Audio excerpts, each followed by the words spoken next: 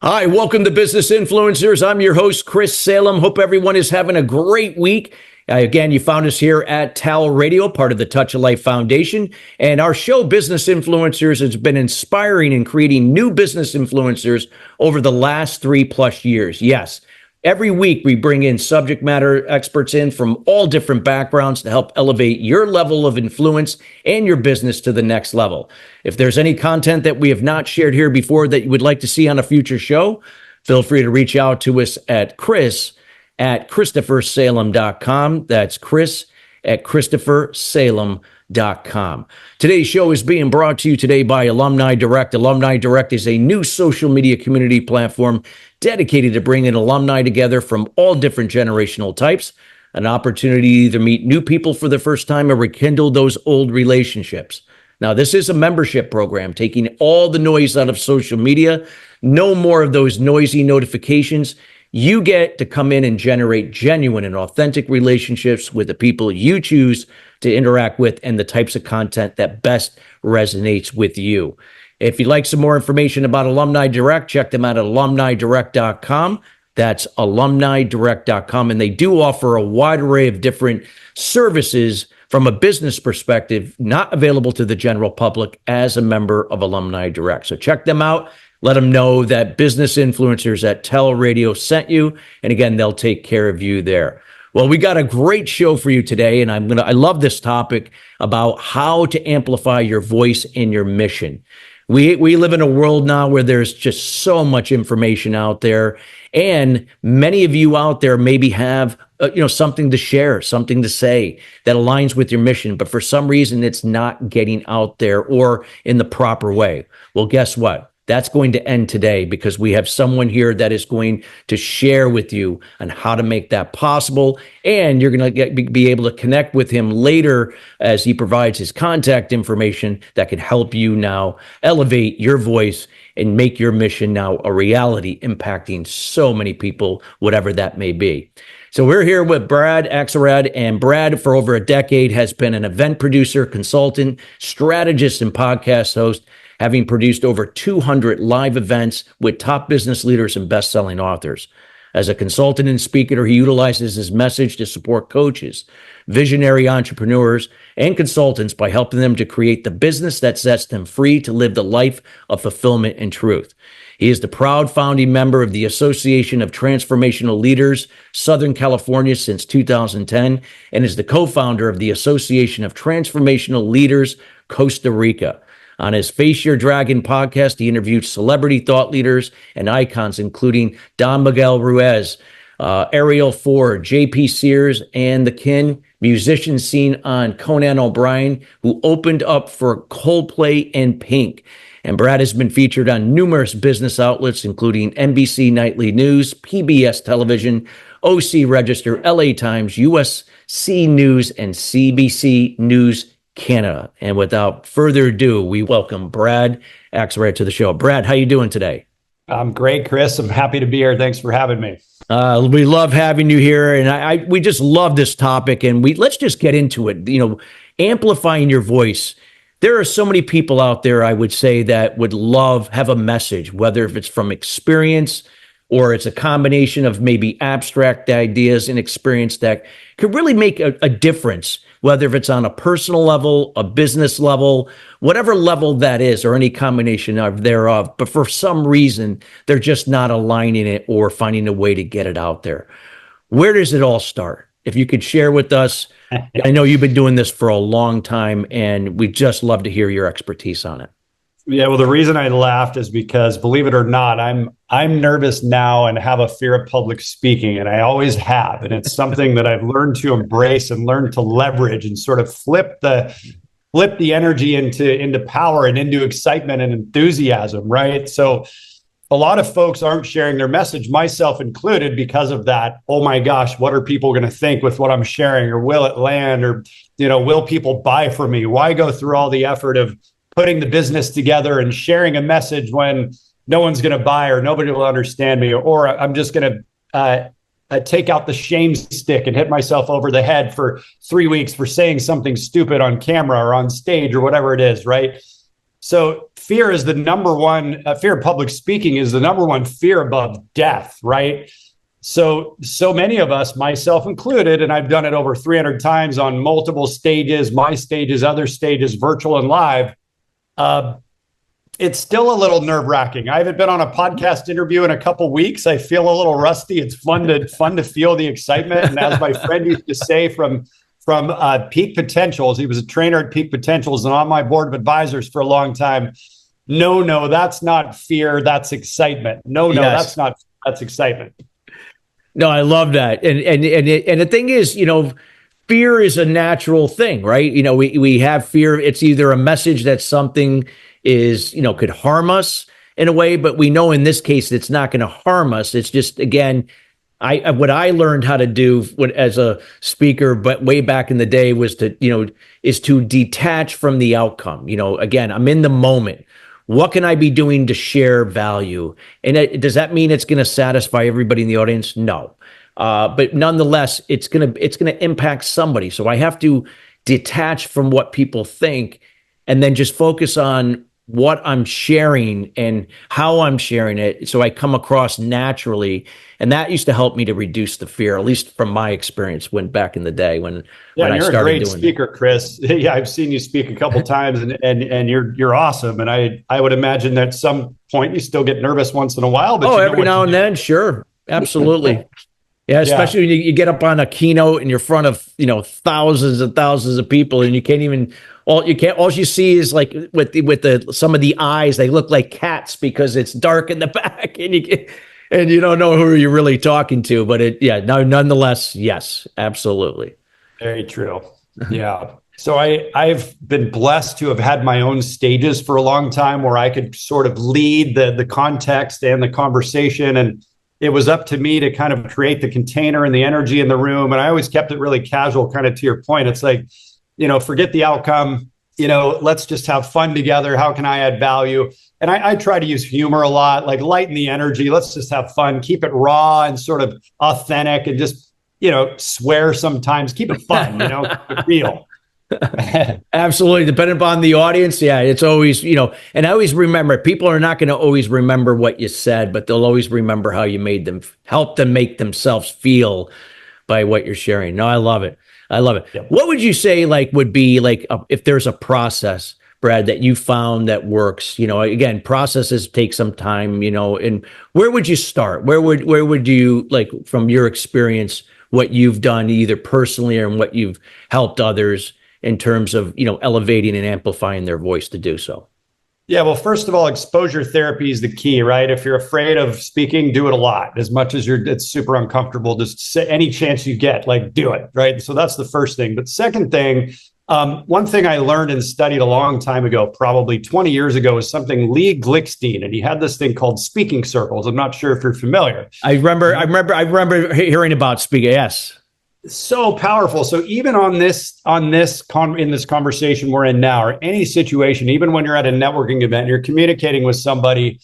I used to put people, let me back up and say, I used to put people through eye gazing processes. I'd make them really uncomfortable. I'd say, okay, everybody point to your left cheek. Okay, that's the eye you want to look in. Just focus on that one eye, now breathe, just be with this person. But the point is, in that process, I would also teach them something that Lee taught.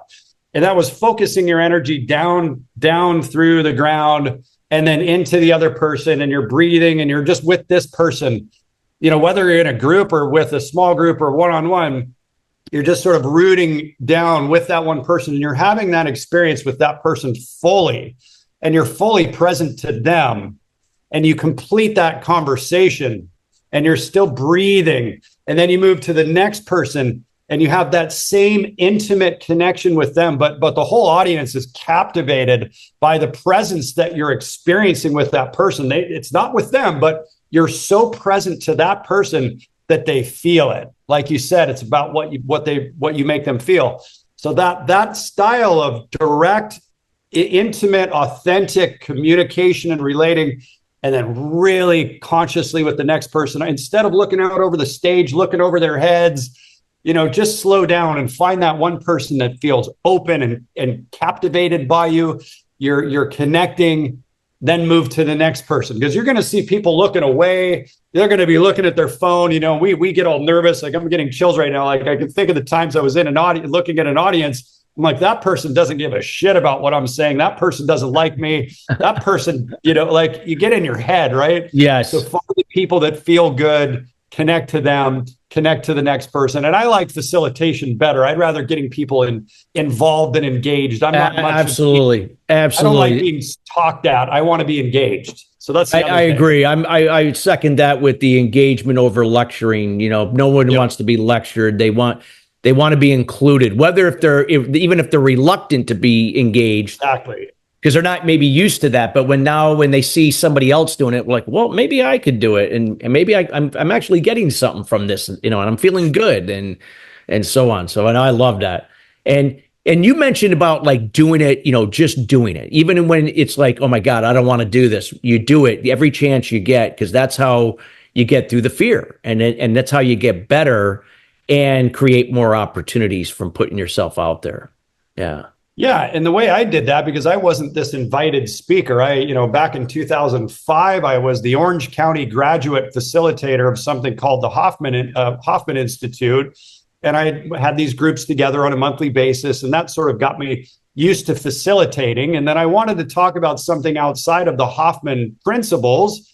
So I started my own book study group, and we were talking about quantum physics and the law of attraction and Celestine prophecy and a lot of these other things way back in the day. The Four Agreements. We're talking about these things. I created a book study group.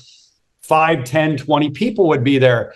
That morphed into me producing bigger events. The point is that I was forced to speak, and I was creating these events regularly, or these gatherings ongoingly, and they bloated into much bigger events, sometimes over 200 people, and they were regular once a month. And I was one of the biggest event producers in Orange County, California, for the better part of 10 years. I produced almost 200 live events there.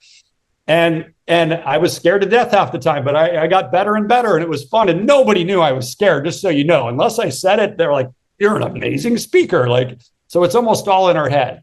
Yes, absolutely. Absolutely. I love that. So what would like now that if you're getting out there and you're now getting on some more stages, even if it's small, it does not matter. We talked about detaching from, and engaging the audience, maybe engaging the people that are showing that they're being impacted, not paying attention. Well, not that you're excusing the people that are on their phones or looking at the wall, but because you're never going to please everybody, but, engaging. What would be some other tips that you could provide or share as part of that process? As a facilitator when you're speaking? Yeah. Again, back to the interaction, I'd go, okay, everybody stand up. I would always keep them moving, keep them doing different things. Stand up, walk around the room, find someone you've never met before and stand in front of them. Okay, now laugh. I know you're uncomfortable. Ha, ha, ha. And I would do the eye gazing process just as one other thing. Okay, find your seat. I like getting everybody interacting. To me, live events are all about the people and getting them engaged with each other. More than what I have to say. Who cares? The sage from the stage is dead. It's about how do we create an environment where everybody's benefiting from everybody. So first of all, the interactive things, I would have them turn to their neighbor, share one thing that you're afraid of. Just always say, okay, find a group of 3 people. I was more of a facilitator than a speaker, because that's what I personally like, but I also think that's what people like. So create engaging situations with others in the audience. It gets them connected. Most people are coming there to network and to learn, not just to learn. So get them networking and mingling with each other. That was a huge one. That's why I had so many people coming back, because they'd meet so many amazing people. Yeah. And like you said, that you got them not only emotionally and now, involved, because now they're emotionally, attached to what you're talking, but now they're physically involved because they're physically moving around and they're greeting other people that are hopefully having, again, the same experience they're having, with what you're facilitating, at that event that you're speaking at. So no, I think that's great. And what do you find, Brad, like when you're able to now share a message that inspires, that can get people engaged that we talked about and so on, why is that now go a lot farther, like in terms of people maybe doing something with it? Like perhaps maybe they you shared something that's going to take them, that's going to shift their way of thinking to do something they haven't done or take action on something. What do you find, how it's worked for you in that case? Yeah. So coming to your point about sort of the visceral kinesthetic aspect of things, I come from racing semi-professional motocross. I was a championship winning motocross racer, an extreme sports enthusiast for a long time, and pushed the envelope physically as much as I could. A lot of our fears and our doubts live in our somatic body, right? So we want to kind of move them through. So if you can get people moving and engaging and not just sitting there in a chair in a 60-degree freaking room, it does get in the muscle. It helps them kind of kinesthetically and viscerally remember the experience of facing the fear of walking up to somebody and communicating with someone they've never met, and even eye gazing with somebody, for example. I keep using that as an example because that can be terrifying for many. So facing our fears is important. The founder of Gestalt therapy, fear is excitement without the breath. So most of the time we're not breathing. Like even right now, I'm shallow breathing. Yep. So I'm going to take a breath and remember that I can ground a little more and feel more grounded. We want to do that too. That's going to help move some of the stuff through our body, breathing. But yeah, it really is. It's not just intellectual what we do. It's always everything. It's spiritual, it's financial, it's physical, it's emotional, it's relational, right? Conversational. All these things make such a difference to create transformation. And if we're not hitting all of them, we're just hitting our intellect, which is normally at odds with our emotional child. Absolutely. It's the emotion that's going to eventually either, how could I say the expression, shit or get off the pot sort of type of thing, right? You're going to take action because something's going to say, okay, he just shared something that said, okay, if I keep staying here, nothing's going to change. But if I get off and do something, maybe my life or my business can change. That's exactly it, Chris. Yeah. Wow. Yeah. No, so true. Wow, that's great. Love it. Love that, what you shared, and so important. And I guess what I'll bring up here, like when we talked about early on, when you talked about speaking as much as you can, why is it important to be consistent with whether if you're sharing your voice one to many, one to few, one to one, and again to make sure your mission is aligning with the impact that it's aiming to do? Why consistency is important? Well, I'll speak just from my event structure. I used to teach when I teach my folks to create a community like I've created multiple times, is that consistency first and foremost.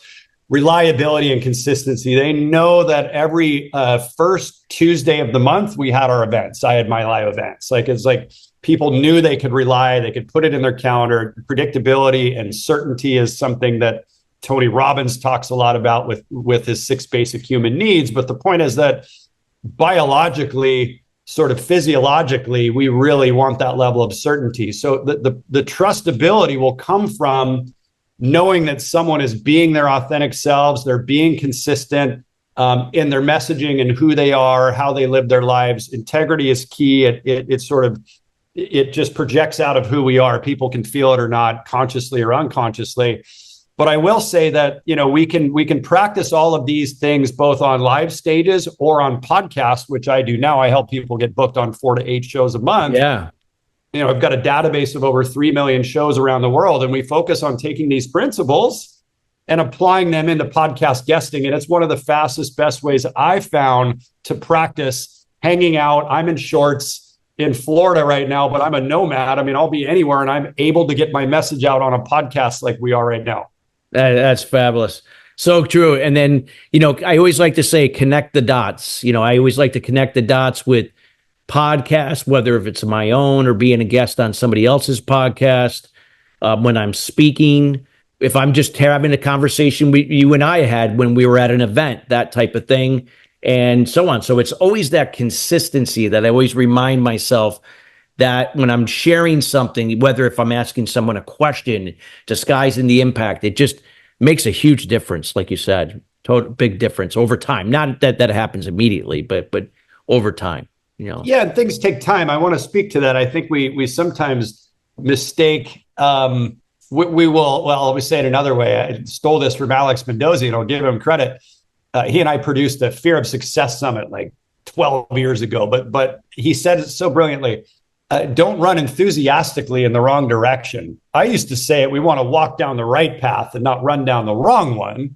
But there is something to say for being patient that we are, if we're consistent and we're persistent and we have integrity over time, things are going to come our way. But we got to keep after it. Yeah, I definitely got to keep after it. No doubt about it. So important and doing that. What would be some other things like with amplifying? How about, I always had mentors. Do you highly suggest shadowing a mentor, people that had a message, and maybe they had, that was tough for them to do back in the day. And now, they do it very well.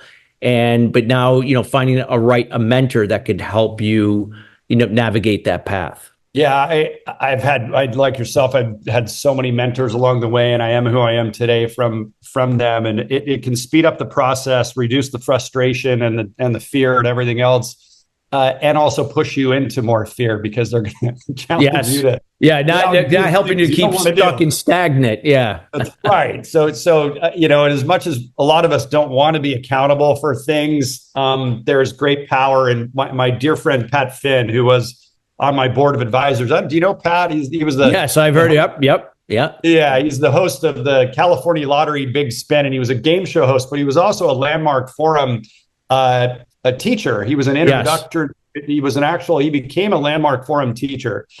And Pat was a very dear, close mentor and one of my favorite speakers of all times. The guy is just so good, and he's so present, and he's so loving.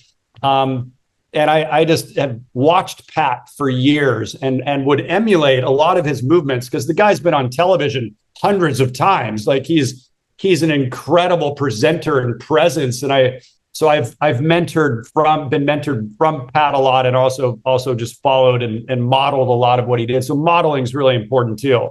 Yeah, no doubt about it. I agree with modeling. So important. No, absolutely. No, I love this. And would you say that we talked about, mentoring, modeling, talked about, again, the importance of consistency and just putting yourself out there, how important it is to have a plan when we talk about this, not just, okay, it's all in my head and, I know what to do. And I know if I keep it on my head, well, I know something's going to come in and disrupt that quickly. And then I won't get to it. So how important is to plan? Put it down somewhere, get it outside of your head. Yeah, if you fail to plan, you plan to fail, they say, right? We've heard that hundreds of times. And I like to riff off of Stephen Covey and begin with the end in mind. So what is it? When I work with my clients, I'll oftentimes say, like, at the end of the day, what do you want to be doing? Because I actually dating someone now that kind of got herself backed into a corner. She did success at all this. Now she's got a business model she hates. So I always like to make sure that you focus on how you want to live your life. What is the life you want to live? Some people want to be in a suit every day on a stage. Some want to hang out like me. I put a shirt on for this. I try to never wear a shirt if possible, and I have a shirt on because I want to be respectable. So how do you want to live? How do you want to build the business? What is that end game for you? Because, we have group sales calls. I've moved away from one-on-one sales calls. I have 3 group sales calls a week. That's it. On a special occasion, I'll pull people on one-on-one calls. But the point is, engineer the business model in a way that you want. If it blows up, it's not going to bury you, and you're going to hate the freaking job you just created for yourself. So now we have ChatGPT. Thank God we're able to dump all of our life's work into it and have it come up with a business plan. What are you trying to create? We didn't have that. I've paid tens of thousands of dollars throughout the years for financial plans, for business plans, for revenue models. We don't need that as much anymore. It's amazing the world we live in. Yeah, no doubt about it. No doubt about it. Well, I know we're near the end of the show, Brad, and I mean, you just shared so much great golden nuggets here, and definitely would love to have you back on a future show. We can elaborate further or go into some of the other areas that you've got a lot of experience and insights. I want to make sure the audience gets to know you better and how they can connect with you. If you could share with them, what is the best way to get in contact with you? What are you up to? And anything you'd like to share or provide them. Awesome. I think the best thing, if you want to share your message in a big way and really practice, sort of amplifying your voice, there's no better way than getting on podcasts around the world. It's the easiest, fastest way to virtually share your message. It leads to other big opportunities, bigger summits, stages, paid speaking gigs. I mean, I could share so many wins from all of our clients. Getmeonpodcast.com is where you would find that. It's plural, either's fine. Getmeonpodcast.com. And then also faceyourdragon.com is where I interviewed major celebrity thought leaders. Don Miguel Ruiz was guest number 1 on my podcast of the 4 Agreements. Gay Hendricks was guest 2. If you haven't read The Big Leap, highly recommend that. Christine Carlson from Don't Sweat the Small Stuff was guest number 3. I have amazing interviews from celebrity thought leaders that talk all about transforming fear and converting it into fuel. So that's just at faceyourdragon.com. Those 2 are probably the best place to start. Great. Well, I want to thank you, Brad, for taking the time out of your schedule to be with us here today. And we greatly appreciate you sharing your experience and knowledge with our audience today. Thanks, Chris. It was good fun, man. I'm very honored to be on your show. Well, thank you. And we highly encourage everybody to reach out to Brad. Take advantage. This is an opportunity now if you want to get on some more podcasts and how to amplify your voice and share your mission. He is the man to do that. And again, it comes highly recommended. And audience, we want to thank you each and every week joining us here at Business Influencers. The show would not be where it is today without you. And we are committed to bringing in subject matter experts like Brad in each and every week, helping to share their experiences to help elevate your level of influence personally and in your business to the next level. Till then, everybody have a great rest of your week, and we'll see you next week. Take care.